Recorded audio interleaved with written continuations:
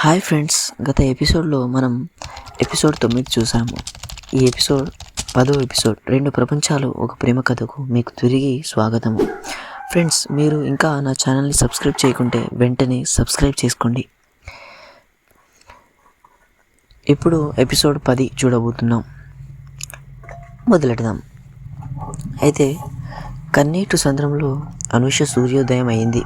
కానీ అనూష జీవితంలో మాత్రం కటిక చీకటి కమ్ముకుంది. ఉదయం 6 గంటలకే రూపకళ గ్యాలరీ ముందు వీడియో ఛానళ్ళ ఓబి వ్యాన్లు బారులు తీరాయి. ఫోన్ రింగులు ఆగడం లేదు. టీవీ ఆన్ చేయగానే ప్రతి ఛానల్లోనూ అదే వార్త: మాయగాడి ప్రేమలో మాయలేడి అని. ప్రముఖ ఆర్కిటెక్ట్ ఆదిత్యను వలలో వేసుకున్న మోసగత్తె. తండ్రి పెయింటింగ్స్ అమ్ముకొని అనాథని అబద్ధాలు చెప్పి సమాజాన్ని నమ్మించిన అనూష అసలు రంగు బయటపడింది. అనూష గదిలో కూలబడి చెవులు మూసుకొని ఏడుస్తుంది. ఆ మాటలు ఆమె గుండెను బాణాలులా గుచ్చుతున్నాయి. అనూష బాధతో వణుకుతూ, ఆదిత్య గారు, వద్దు, ఇక నేను భరించలేను. నా వల్ల మీ 10 ఏళ్ల కష్టం, మీ గౌరవం మట్టి పాలవుతున్నాయి. నేను మీకు ఒక అపవాదులా మారాను. దయచేసి నన్ను వదిలేయండి. నేను ఎక్కడికైనా వెళ్ళిపోతాను. ఆదిత్య గదిలోకి వేగంగా అడుగుపెట్టాడు. ఆమె కన్నీళ్లను చూసి రక్తం మరిగిపోయింది. తన ప్రాణంగా ప్రేమించిన అమ్మాయిని ఇంతలా హింసిస్తుంటే చూస్తూ ఊరుకును అని మనిషి కాదు అతను మోకాళ్ళపై కూర్చుని ఆమె 2 చేతులను తన చేతుల్లోకి తీసుకున్నాడు. ఆదిత్య తీవ్రంగా, అలాగే ప్రేమతో, అనూష, నా వైపు చూడు, నా కళ్ళల్లో చూడు. ఈ ప్రపంచం ఒక అబద్ధం లాంటిది. నువ్వు ఎలా కనిపిస్తే అలా మాట్లాడుతుంది. కానీ నా కళ్ళకు నువ్వు ఎలా కనిపిస్తున్నావో తెలుసా? స్వచ్ఛమైన గంగలా. నీ తల్లి ప్రాణం కోసం నువ్వు నీ తండ్రి జ్ఞాపకాన్ని అమ్మావు. అది మోసం కాదు, అది అత్యున్నతమైన త్యాగం. ఆ త్యాగాన్ని తప్పుపట్టే అర్హత ఈ ప్రపంచానికి లేదు. నువ్వు నా భారం కాదు అనూష, నువ్వు నా ప్రాణం. నా పర్ఫెక్ట్ లైఫ్లో దొరికిన ఏకైక నిజం నువ్వు. అతను ఆమెను గట్టిగా హత్తుకున్నాడు. ఆ కవిగిలిలో ఆమెకు ఒక రకమైన రక్షణ, కొండంత ధైర్యం లభించాయి. అప్పుడు శిథిలాల్లో చిగురించిన ప్రేమ. మీడియా దాడి నుంచి తప్పించుకోవడానికి ఆదిత్య ఆమెను నగరానికి దూరంగా ఒక పాత కోట శిథిలాల వద్దకు తీసుకెళ్లాడు. చుట్టూ కొండలు, పచ్చదనం, మనుషుల అలికిడి లేని ప్రశాంతత. ఆదిత్య ఒక రాతిపై కూర్చుని అనూషను తన ఒడిలో తలవాల్చుకోమన్నాడు. చల్లని గాలి ఆమె జుట్టును తాకుతుంటే ఆదిత్య మెల్లగా ఆమె ముంగురులను సవరిస్తున్నాడు. ఆదిత్య రొమాంటిక్గా. అనూష ఆర్కిటెక్చర్ భాషలో చెప్పాలంటే కొన్ని కట్టడాలు కూలిపోయిన వాటికి ఒక ప్రత్యేకమైన విలువ ఉంటుంది. ఎందుకంటే వాటి పునాదులు బలమైనవి. మన ప్రేమ పునాది కూడా అలాంటిదే. విక్రమ్ లాంటి వాళ్ళు ఎన్ని తుఫాన్లు సృష్టించినా మనల్ని విడదీయలేరు. అతని పక్కనే ఉన్న ఒక చిన్న తీగను తీసుకొని దాన్ని గుండ్రంగా చుట్టి ఒక రింగ్ లాగా తయారు చేశాడు. ఆదిత్య, ప్రస్తుతానికి నా బ్యాంక్ అకౌంట్లు ఫ్రీజ్ అయి ఉండొచ్చు. నీకు వజ్రాల ఉంగరం ఇచ్చే స్థితిలో లేకపోవచ్చు.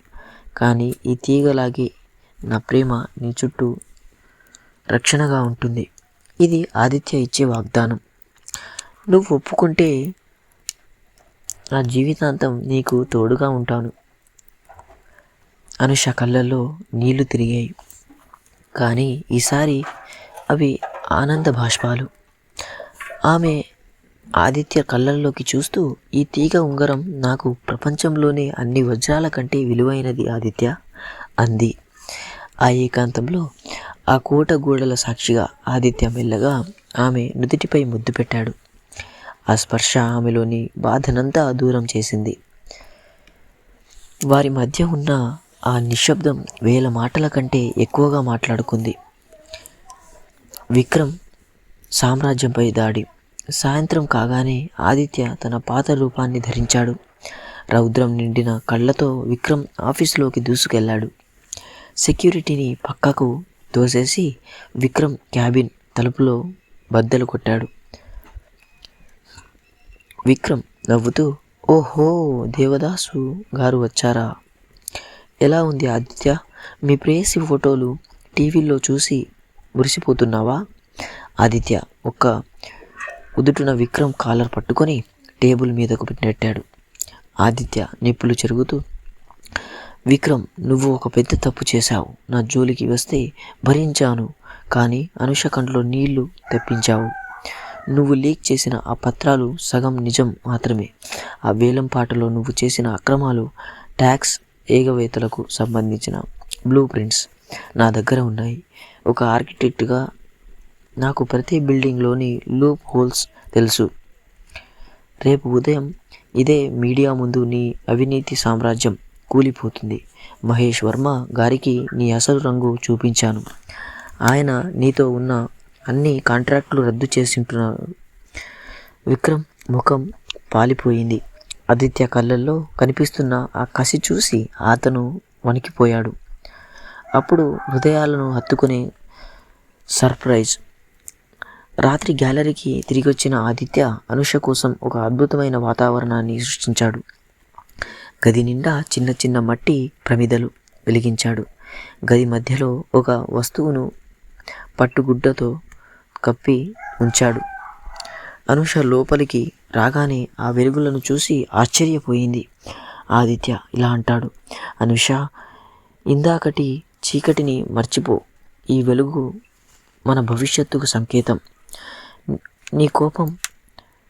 నీ కోసం నా దగ్గర ఒక బహుమతి ఉంది. అతను ఆ పట్టుగుడ్డను తొలగించాడు. అది అనుష తండ్రి గీసిన ఆఖరి పెయింటింగ్. విక్రమ్ దగ్గర అక్రమంగా ఉన్న ఆ పెయింటింగ్ను ఆదిత్య తన తెలివితేటలతో వెనక్కి తెప్పించాడు. అనుష ఆ పెయింటింగ్ను తాకుతూ ఏడవసాగింది. అది కేవలం పెయింటింగ్ కాదు, ఆమె తండ్రి ప్రాణం. అనుష ఎమోషనల్గా, ఆదిత్య, ఇది మీకెలా సాధ్యమైంది? నా ప్రాణం తిరిగి తెచ్చారు. ఆదిత్య ఆమెను దగ్గరకు తీసుకుంటూ, నీ నవ్వు కోసం నేను ఏదైనా తెస్తాను, అలాగే ఏమైనా చేస్తాను అనుష. ఈ రాత్రికి నేను నీకు ఇంకో మాట ఇస్తున్నాను. రేపు భూమి పూజలో మన విజనరీ టవర్కు పునాది పడుతుంది. కానీ దానికి ముందు రేపు ఉదయం అందరి ముందు నీతో నా నిశ్చితార్థాన్ని ప్రకటిస్తాను. ప్రపంచం నిన్ను గౌరవించేలా చేయడం నా బాధ్యత. ఆ వెన్నెల వెలుగులో ప్రమిదల కాంతిలా ఆదిత్య అనుషను తన బావుల్లోకి తీసుకున్నాడు. వారి మధ్య ఉన్న ఆ ప్రేమ బంధం ఇప్పుడు ఒక పవిత్రమైన బంధంగా మారబోతుంది. ఆ రాత్రి వారిద్దరూ పంచుకున్న ఆ రొమాంటిక్ క్షణాలు వారి జీవితంలో ఎప్పటికీ గుర్తుండిపోతాయి. తదుపరి ఎపిసోడ్లో భూమి పూజ వేదికపై ఆదిత్య తండ్రి రఘురామ్ గారు మీడియా ముందు అనుషను తక్కువ చేసి మాట్లాడబోతారు. అప్పుడు ఆదిత్య తన తండ్రికి అందరి ముందే ఇచ్చే బిగ్ షాక్ ఏమిటి? విక్రమ్ తన చివరి అస్త్రంగా ఆదిత్య ప్రాణాలు మీదికి తెచ్చే ప్రమాదం ఏమిటి? ఇవన్నీ తర్వాత ఎపిసోడ్లో ఉంటాయి. తర్వాత ఎపిసోడ్ కోసం వేచి ఉండండి. ఈ ఎపిసోడ్ మీకు నచ్చిందా? నచ్చితే దయచేసి కామెంట్ రూపంలో తెలియజేయగలరు. Thanks for watching. ప్రేమ తీరంని సపోర్ట్ చేస్తూ అలాగే సబ్స్క్రైబ్ చేసుకుంటారని ఆశిస్తున్నాను. ఇట్లు మీ ప్రేమ తీరంలో ఉన్న సబ్స్క్రైబర్ అని అనుకుంటూ దయచేసి వెంటనే సబ్స్క్రైబ్ చేసుకోండి. Thank you for watching. Next episode కోసం వేచి ఉండండి. Bye friends.